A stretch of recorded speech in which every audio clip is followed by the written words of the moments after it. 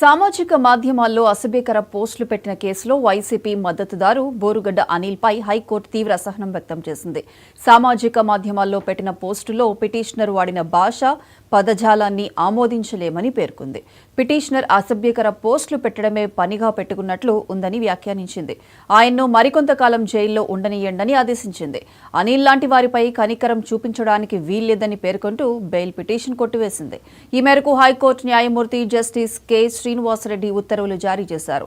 CM Chandrababu, deputy CM Pawan Kalyan కుటుంబ సభ్యులపై అసభ్యకర, అనుచిత పోస్టులు పెట్టిన వ్యవహారంలో బోరుగడ్డ అనిల్పై అనంతపురం 4వ పట్టణ పోలీసులు కేసు నమోదు చేశారు.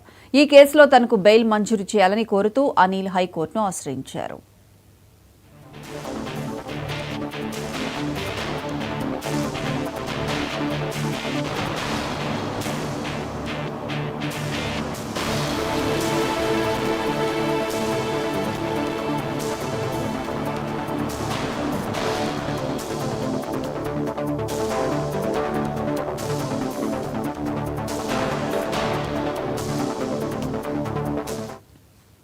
ఈ వ్యాజ్యం విచారణకు రాగా పిటిషనర్ తరపున న్యాయవాది అభయ్ సిద్ధాంత్ వాదనలు వినిపించారు. బిఎన్ఎస్ సెక్షన్ 111 వ్యవస్థీకృత నేరం మినహా పిటిషనర్పై నమోదైన సెక్షన్లన్నీ 7 ఏళ్లలోపు శిక్షకు వీలైనవేనన్నారు.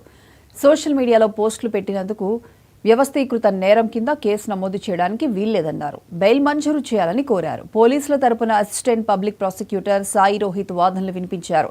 పిటిషనర్కు నేర చరిత్ర ఉందని, రాష్ట్ర వ్యాప్తంగా 22 కేసులున్నాయని అన్నారు.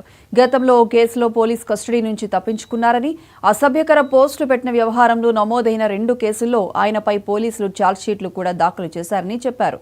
బిఎన్ఎస్ సెక్షన్ 111 ప్రయోగం చెల్లుబాటు అవుతుందని, బెయిల్ పిటిషన్ను కొట్టివేయండని కోరారు. ఈ వాదనతో ఏకీభవించిన జడ్జ్ అనిల్ బెయిల్ పిటిషన్ను కొట్టివేశారు.